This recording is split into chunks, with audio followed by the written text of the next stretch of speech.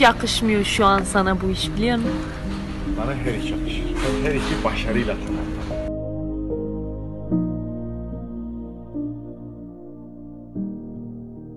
Whatever job he did, whatever role he had, he would do it to the best of his ability because that's what he believed in.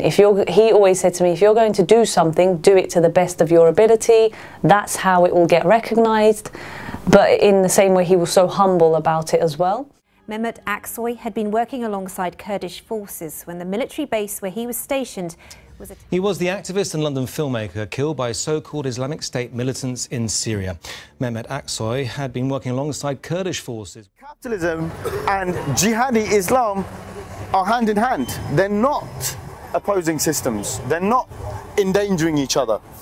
Cultural Islam would endanger capitalism. That's why capitalism has never been able to take root in the Middle East. It's always led to chaos and war. Something by just force alone. You need to appeal to people's, not just their intellect, but their hearts. You need to appeal to people's metaphysical worlds, their emotions, you know? Forget everything else. I'm here in the middle of London talking to 50 people here about what's going on there, right? That's the power or the fire which warms me in order to be able to do all these things or say all these things.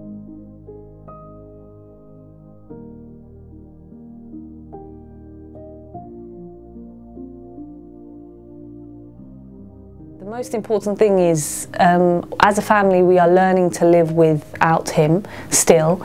So, but feeling his energy around me, feeling that he's watching me, makes me want to work harder, makes me want to go further in life, makes me want to achieve more. So yeah, I mean, just because he's not here, it doesn't mean we're going to give up and we're going to stop. Raqqa, we're driving towards an outer post. There was just a mortar fired, it flew right over us, and black plumes of smoke rising up in the air. And yeah, the war continues. We're going to come back. Mehmet to me was a really influential person. When I first met him, I was quite mesmerized by his intelligence, and he influenced the way I look at people, the way I treat people, the way I carried myself within society. So he's someone that heavily influenced me in life, and this is just, I've always carried this. I've said this to Mehmet, which is one of the things that I'm really happy about. He always knew every time I met him that it was someone who made me smile.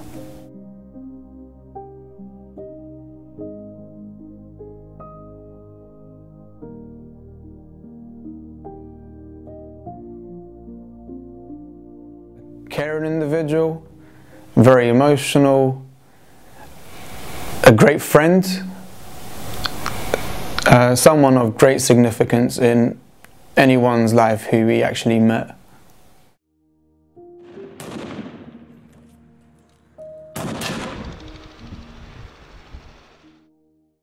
Mehmet Aksoy means for me 4 years later what Mehmet Aksoy meant for me the 10 years that I worked with him. Mehmet was a man who was full of love, a man who gave you hugs, a man who wasn't afraid to express his emotions, a man who was very supportive, non-judgmental, a man who gave everything for his family, for his friends, and for the Kurdish movement. Mehmet, I mean, not just mine, but in everybody's life, he has left a mark. He is extremely courageous. He's extremely knowledgeable. I mean, the words I use, they're not even, you know, they're not enough for him. I mean, he came to this country at a very young age. He was born and bred here, but it didn't seem like that. It always seemed like he was from another world, because, I mean, when he was telling his stories to people, when he was just socializing even, he would stand out even when he didn't want to, because he was such a humble person. Every time he spoke, to people, his eyes would be just glistening and you would feel so engaged to what he's talking about. Nobody would forget him. People who have met him just once or even seen him in an environment will not forget, haven't forgotten who he is. What's behind all this? I think to understand the current situation, we need to go back to the 60s and 70s when the US especially, with the help of the CIA, was supporting anti-Soviet moderate Islamist forces in Turkey. These were also neoliberal movements or parties. Till today is when we were in Paris. We had attended a youth meeting. We were on a bridge crossing one side of Paris to the other, and I asked Mehmet, or I actually told him I was going through some emotional turmoil and I had some issues, and I just told him, Mehmet, look, I'm an emotionless person and I don't feel anything, and I'm struggling as well to sometimes understand people's emotions.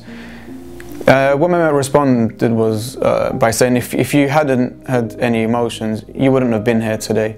And that hit me hard, because to this day I realised I am an emotional person. And maybe that's one of the reasons why 4 years on after Mehmet's passing, and I'm still in tears most of September, or very, very hurtful.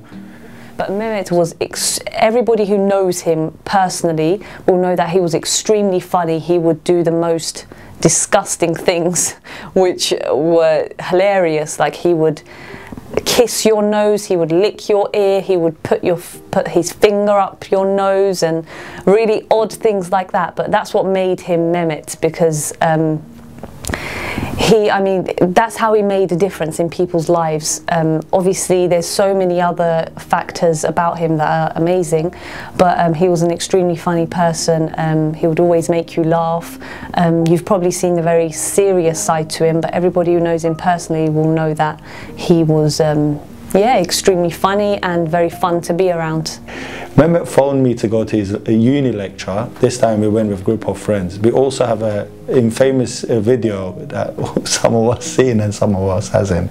But this was literally, like, I had to wake up at 5, 6, and I was working night shift at the time. When we went to the uni, Mehmet made everyone take a seat, and for some reason I sat right next to Mehmet. Like, I don't know why I did that. And there is a video of me for 2.5 hours on YouTube right now, when Mehmet giving a lecture, and I just look lost like a little child, looking around, making weird faces. And at the time I was embarrassed to have that video, but Mehmet kind of, every time we went back to that, he'd be like, Shaf, go back to this hour, pause it, look at your face then, what are you doing? And he'd just be like, you're being childish. It just ended up being a good memory. We're in Raqqa, Raqqa city, which was the stronghold of Daesh, and we're doing media work for the YPG press office. Our work consists of making videos of the struggle, of the battle against Daesh, against ISIS here. We make photo stories, we tell the stories of fighters, we make stories, make videos about rescue, liberation of civilians. Anybody who has ever met Mehmet Aksoy will never forget, whether it's you've known him for 10 years and you've campaigned side by side, or whether you met him, you know, that one time, or he would always leave this huge impression with you. He would tease you, you know, he would gently tease you, he would sensitively tease you. He would try to find a point where, you know, your level of politics, he would try and find that point and develop you from that point. He would, so from that moment on, Mehmet and I worked together for over 10 years, as I said. So many times that those memories are seared into my heart. He was non-judgmental. I mean, it's not easy as a non-Kurdish person working in the Kurdish movement, but Mehmet was always there to support me. That relationship with Mehmet, his character, for example, was something that I always aspired to live up to. He was a kind man. He always loved everybody, and everybody loved him. And this was through the affection and his basically warmth that he would show everybody. And I'm grateful, because on many occasions I did tell Mehmet, look, I look up to you, and I love you, Mehmet. Like most people are afraid to say that, but I'm happy I could say that to him. No regrets there.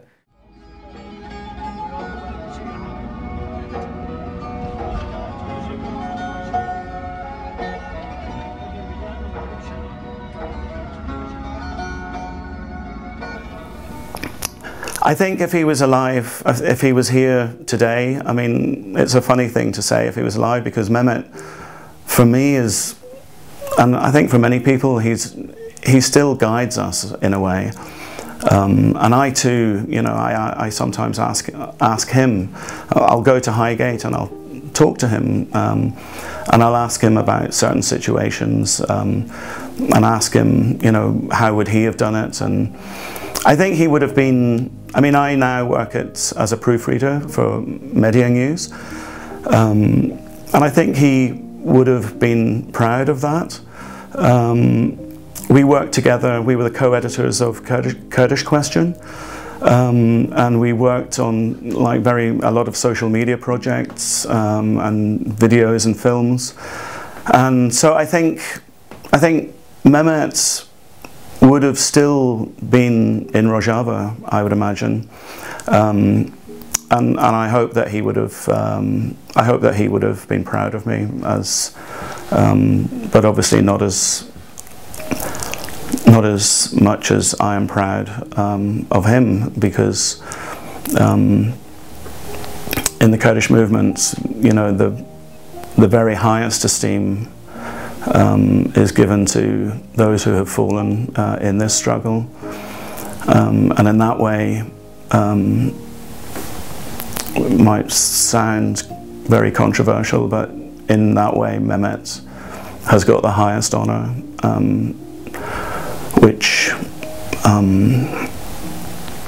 which he would have been proud of himself for, I think.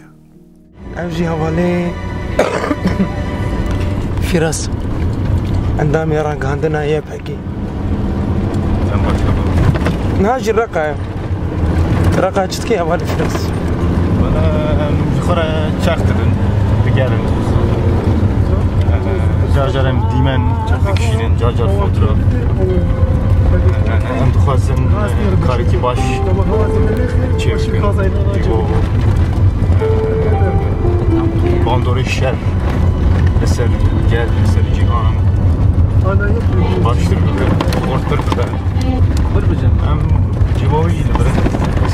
Since a young age, Mehmet always wanted me to be extremely successful, even more successful than what I am now.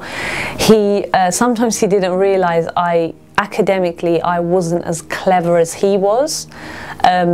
And he always tried so hard for me to revise, for me to do my best at school, and I was a kind of middle student all the time, always getting C's. But finally, I think I was like 16 years old. I think he accepted the fact that I wasn't as academically clever as him. So then that's when we kind of became best friends. That's when he just wanted me to be happy, because he used to force me to do my homework, to read even more, and he realised that that's not really making me happy because he's forcing me so much.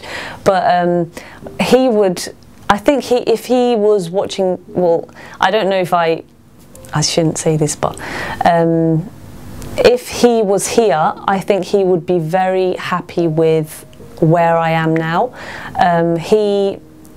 He knew I wanted to be a teacher, and he knew I was working towards that at university. He always supported me with my personal statement and the courses I did. So I think he would be really, really happy with where I am now, with the people I surround myself with right now. Now I've become really good friends with his friends. I wish that had happened before, but if he was here, he'd be really happy to see me.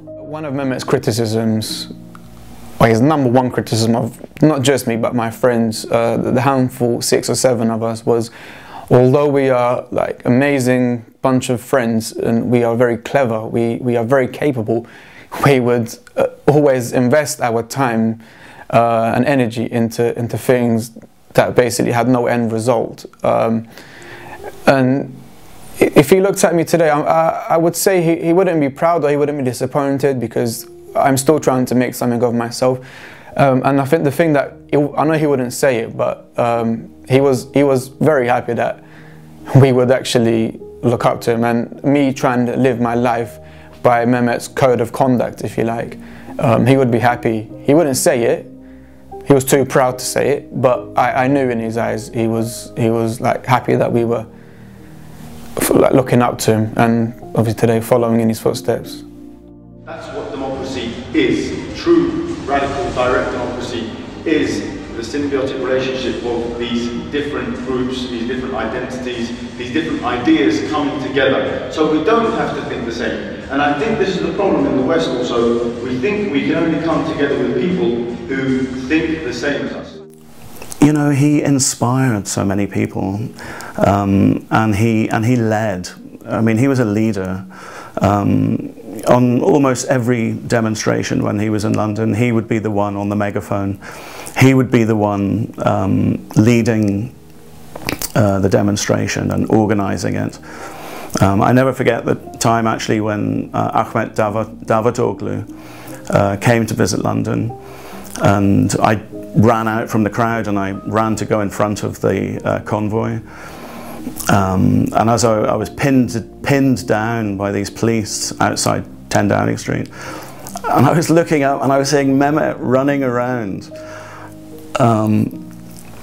screaming at the police, and so many other times of occupations, of demonstrations that we organised together. Stop the War on the Kurds. We organised a hugely successful solidarity march in London.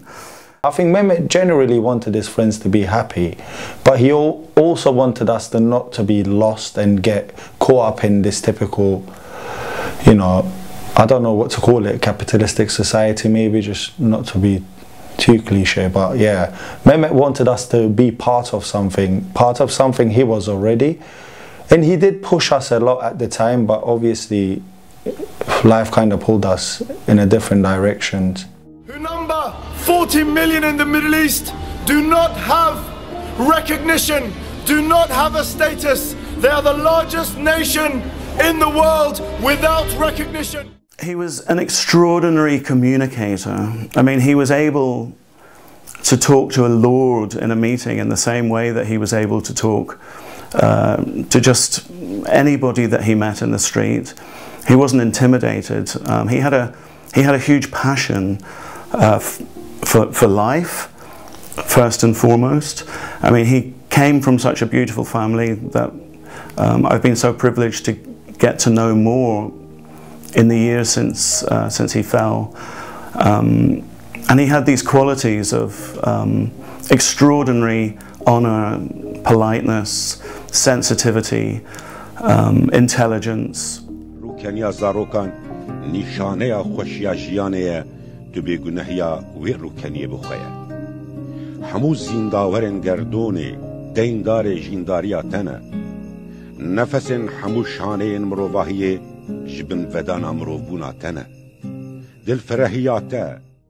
I think because he had such a serious reputation, he felt like he needs to, you know, be at that level all the time. But the people who know him personally will know that he had a young soul. He was always up for a laugh. He was always wanting to have fun.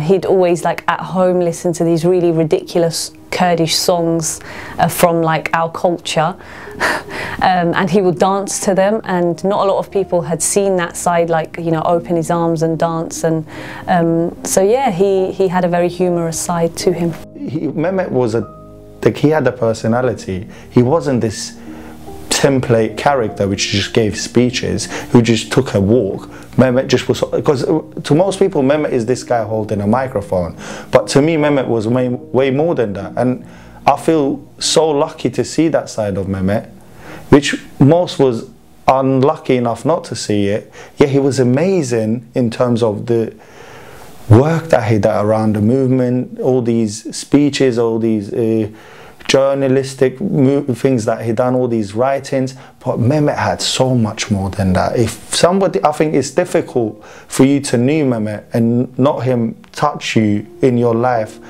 it changed your perspective in some way, because Mehmet was so full of love. We're very lucky to have known Mehmet, because his influence 4 years on is still as was the first day we met him. You either loved him or you hated him, and if you hated him, that's because you were jealous. I know where I stand. Like, my heart just grows every year, not through love, but with the pain of his not being here.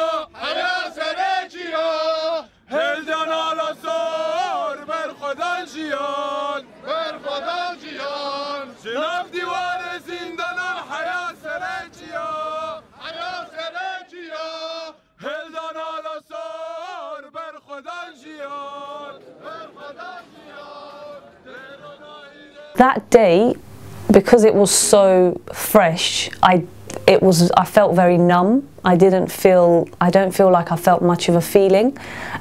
When I watched it back, I felt like I was talking like a robot. I don't know, probably the microphone, and I just wasn't feeling well, so I felt like I couldn't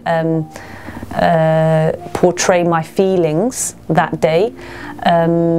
But it was, I mean, the feelings inside me, extremely numb but extremely tough. I felt, once I watched it back, I felt like I didn't do a great job, but that's because I just wanted to make him proud. But on the other hand, I felt like good on me for going on stage and reading his letter to everybody, for them to hear what he why he went and what he was there for. Bu yaşamı fakat başaramadım. Artık vakit geldi geçiyor. Artık daha cesur ve kararlı adımlar atma zamanı ve ben bu adımları atmaya çalışıyorum.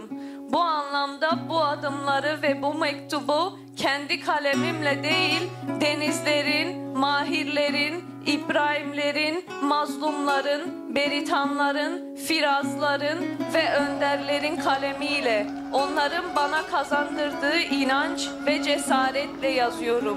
Ben bundan sonraki yaşamımı kendi ülkemde, kendi halkımla iç içe yaşamak istiyorum. Beni ben yapan binlerce emek, olay, sevgi, acı, mutluluk, fikir, insan ve umut. The day of the funeral was, it seems like a blur. I can't really remember much. I don't really know how I walked from Haringey to Highgate, but obviously I had this strength in me. I didn't cry. I don't think I cried very much. I don't remember, but I've seen pictures and it doesn't seem like I cried, but I just had this strength within me that just pushed me. I mean, obviously carrying him was something different. It's a different feeling, but yeah, I just had this strength within me that just pushed me to go further. Even, you know, when it all happened, I just was getting angry at people who were crying and shouting around me, because that's not what he would have wanted.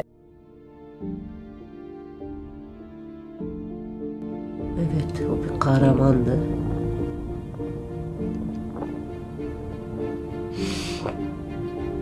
Her zaman kendi toplumu için, kendi insanı için o bir kahramandı.